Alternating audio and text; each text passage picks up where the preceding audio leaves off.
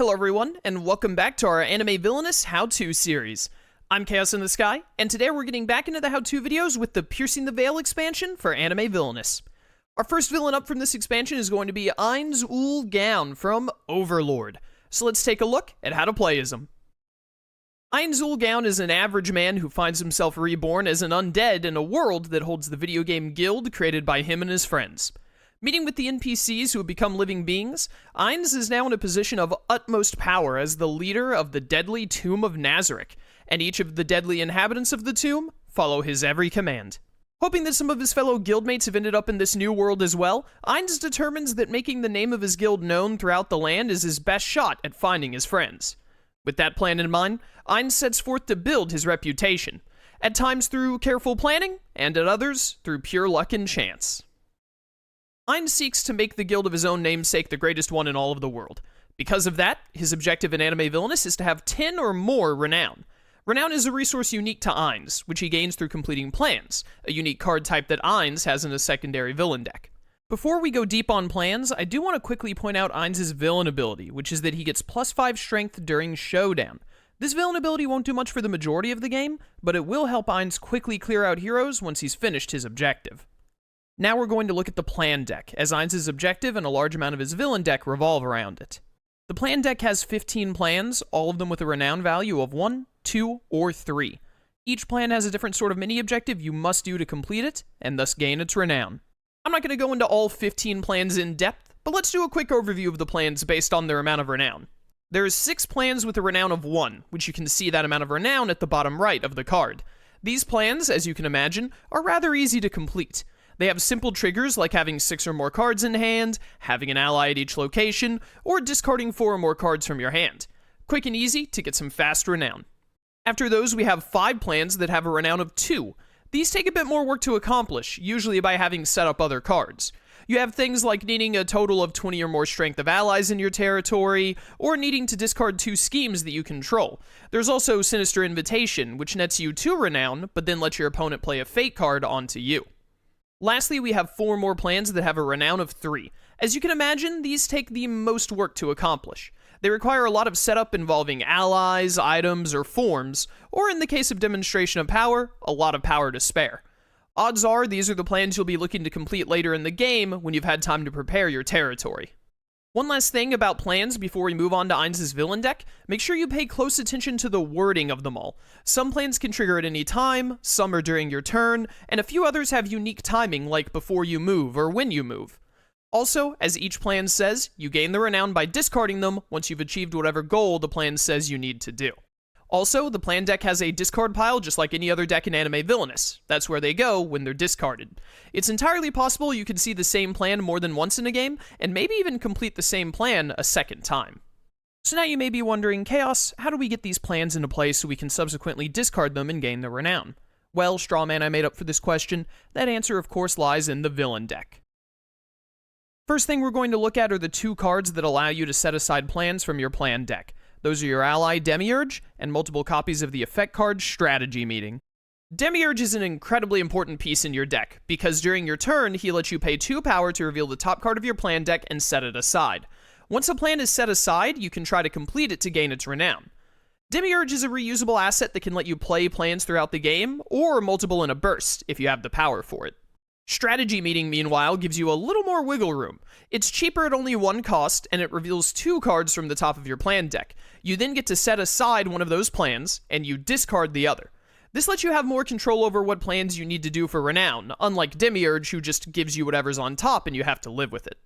These 2 cards are the only way to reveal plans and set them aside, so they are both pivotal to playing as Ainz. Now that we know how to get the plans out so we can start gaining renown from them, let's look at the 2 allies in Ainz's deck that interact with plans to help you get more resources, Aura and Mare. Aura and Mare both have to do with plans. For Aura, each time you gain 1 or more renown, which can only be done by completing plans, you gain 1 power. Incredibly helpful as Ainz needs a lot of power to get out allies, items, and use Demiurge for more plans. Mari's ability, on the other hand, is that each time you set aside a plan, you draw 1 card. A plan is set aside whenever you use Demiurge's ability or play Strategy Meeting, so Mari helps you dig through your deck faster while getting plans in play. That way you can draw the cards you need to complete said plans. Let's go ahead through the rest of the allies in Ainz's deck. Next up we have Albedo and Shaltir. Albedo is a 1-cost ally with an insane strength of 6, but she can only be used in Vanquish actions during Showdown. Even though Albedo can only help clear out heroes at the very end of the game, there are plans that require allies and high strength values, so she can still be a great help pre-Showdown. Shaltir is another powerful ally with a strength of 5, however she has an incredibly high price of 4 power. Her ability helps you get around this though. When you play Shaltir, you may choose to pay 1 renown instead of her cost. This is very useful because if you have some renown you're willing to spend, you can easily get Shaltir into play to help with plans or deal with some troublesome heroes. After those two ladies, we have Sebis, Coikitis, and the Pleiades.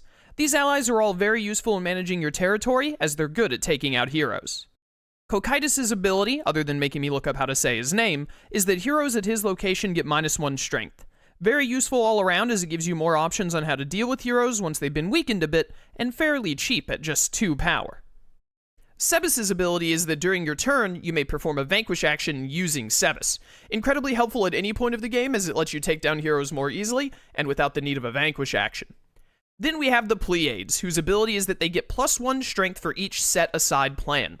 It's possible to get plenty of plans set aside, so the Pleiades can end up very strong, which is great for taking down heroes or completing plans. Our last two allies are Pandora's Actor and Death Knight.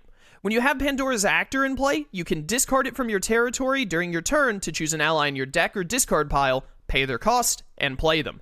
Super useful for when you need a specific ally like Demiurge or Albedo in play, ASAP. Death Knight is the final ally in Ainz's arsenal, and unlike all the others, he comes with multiple copies. When Death Knight is played, you may play another ally from your hand, paying their cost. You could do this with another Death Knight even, to chain multiple plays of them from a single play-a-card action. A great way to get some cheap allies out and about for your plans, or to handle heroes. Now that we've gone through all the allies, let's talk about Ainz's items. First up are what I consider to be the two most vital items in Ainz's game plan, Staff of Ainz Ooal and Greater Teleportation. Staff of Ainz Ooal is an item that attaches to Ainz. Once attached, it makes it where the cost to play allies to your location is reduced by 1 power. This is a huge boon for Ainz given how many allies he has and how much he wants to get them into his territory. Being able to save 1 power on every ally you play just so long as you play them to your current location will add up big time over the course of a game. Greater Teleportation is likewise an incredibly valuable item that helps Ainz build up power or get more cards into play. Once per turn, if Ainz is at the same location as Greater Teleportation, you may move Ainz in Greater Teleportation to any location, and then perform 1 available non-fate action at that location, ending your turn after doing so. This item lets you do things like gain extra power, play more cards than usual, or perform vanquishes or discards that you wouldn't get to otherwise. There are 2 important caveats we need to realize about it though.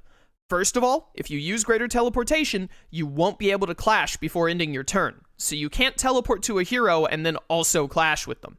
Secondly, you can only use Greater Teleportation if you can use the action at the new location you move to. So, for instance, you can't have Greater Teleportation move you to a location that only has a play a card for you to use unless you then play a card from your hand. You cannot teleport and then not perform an action. The action is a mandatory step. Moving on from those two, Ainz has 2 other items in his arsenal. Cash Shop item is, as the name suggests, an item that attaches to Ainz. Once it's attached, you can then, during your turn, discard Cash Shop item from your territory to choose an effect, item, or form from your deck and put it into your hand, shuffling your deck afterward. This is an incredibly versatile card as it lets you get exactly what you want from your deck whenever you need it. Most importantly, it can let you get Greater Teleportation and Staff quickly if they end up low in your deck, as they are vital to get out early. We'll also talk about more of Ainz's effects and his form shortly, which can be very good targets for Cash Shop later in the game. The last item in Ainz's repertoire is Time Magic. After a hero is played to Time Magic's location, that hero is defeated, and you then discard Time Magic. This is a very strong defensive tool that lets Ainz preemptively defend one of his locations. Being 2 costs can make it a little pricey, but ensuring the safety of your double play or top fate can easily make it worthwhile. Keep in mind that if a hero has an on-play ability, their ability will still trigger when played to Time Magic, before they get defeated by it. With the items done, next we move on to Ainz's other 3 effects, Inner Monologue, Grasp Heart, and Super Tier Magic. Inner Monologue is a digging tool that lets you look at the top 4 cards of your deck and the top card of your planned deck. You then put each card you looked at on the top or bottom of their respective decks, then draw 2 cards. This lets you search fast for cards in your villain deck that you need quickly, and it lets you either keep a plan you like on top of the plan deck, or plan for it later in the game by putting it on the bottom. The other two effects are hero killing tools. We'll look at Grasp Heart first. Grasp Heart has you choose a hero. That hero loses 3 strength, then if they have 0, you defeat them. This is an incredible tool for quickly defeating low-strength heroes, or weakening high-strength heroes to where you can easily defeat them with an ally or via clashing. Super tier magic is a more nuclear option for dealing with heroes. It lets you pay 1 renown for each hero at your location to defeat all heroes at your location. This can take down multiple heroes at once at the cost of some progress, and is a great tool once you made it to Showdown and no longer need any renown. Another option for dealing with heroes is Ainz's only form, Momon. Momon lets you discard a plan you've set aside to gain 1 power, a good tool to recoup some power if you ended up setting aside plans you know you won't be able to complete anytime soon. Momon also gives you a base strength of 3, making it easier for you to clash with heroes. Whenever you gain renown or defeat a hero, you then discard Momon. This means you probably won't keep this form around for long, but you can do plenty with it in the short time that you've got it. Ainz's final card is his only scheme, Lucky Guess. When you play Lucky Guess, you name a card and write it down. When the targeted player plays a card with that name, they trigger Lucky Guess, which gives Ainz 2 power. This is a bit of a silly card. When you name a card after playing it, you don't actually have to name a card that actually exists. You can name anything, like Blue Eyes White Dragon, for example. Ainz has a plan that needs you to have Lucky Guess in play, so that can even be a good strategy. But getting 2 power when Lucky Guess costs 0 is very nice. You can name a card in your opponent's deck if you know their villain well enough, usually something you're sure they'll play. You could say Sealed Coffin for Orochimaru, for example, a card Orochimaru has to play to make progress on his own objective. You can also say the name of one of your own Fate cards, so that if your opponent plays that Fate on you, it then triggers Lucky Guess. There are a bunch of possibilities with Lucky Guess. It's a fun card. That's all of Ainz's villain deck, so now we're on to the Fate deck.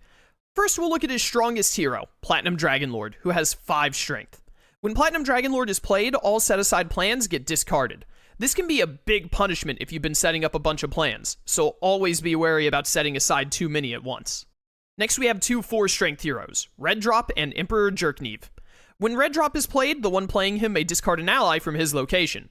As we know, Ainz has several allies that are very important, so this can really set him back. Emperor Jerknev, meanwhile, has you lose 1 renown whenever he's played.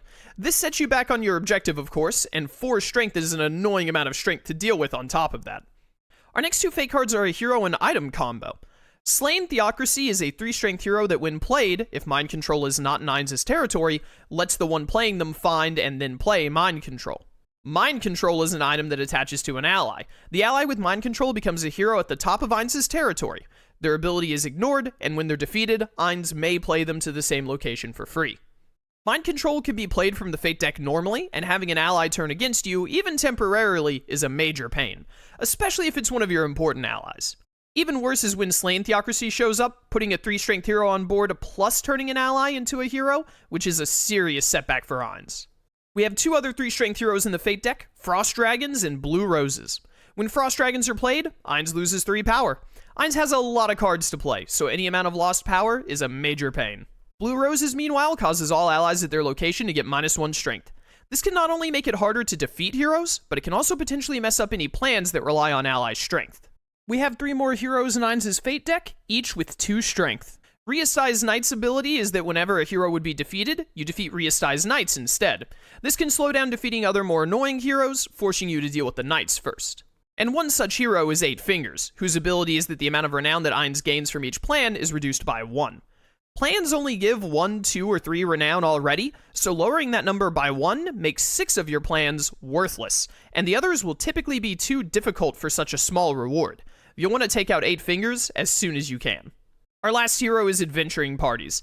They make it where Ainz draws 1 less card at the end of each turn, giving him less options to work with. For a villain that has so many varied plans to complete, having even 1 less card available can really hurt. Ainz's Fate deck also has 2 very simple effects, Distractions and Unexpected Defeat. Distractions discards a set-aside plan, and Unexpected Defeat discards an ally. Short, simple, and to the point. Finally, we have Ainz's Challenge, what our Lord meant to say. When Ainz would gain renown, he instead gains 0 renown, and you then discard what our Lord meant to say. This challenge can be a real issue because it forces you to complete at least one plan without getting any benefit from it. Not only that, but it forces you to potentially play around it if you have a good plan set up to be completed. It's typically better to try and get a 1 renown plan to get rid of what our Lord meant to say, which means you may have to leave your other higher renown plans sitting around until you can complete a 1 renown plan. And so that is how you play as Ainz in Anime Villainous, an insanely powerful yet often inept overlord. You'll have to work out whatever plans your minions bring before you and either execute them flawlessly or stumble your way into accomplishing them. If you have any questions about Ainz, leave a comment below and I'll do my best to answer. Also look at the description for the playlist to see all the other Anime Villainous how-to videos so you can learn about any other characters that interest you. Thank you for watching this video, and I hope to see you again for more Anime Villainous videos in the future. Until then, farewell.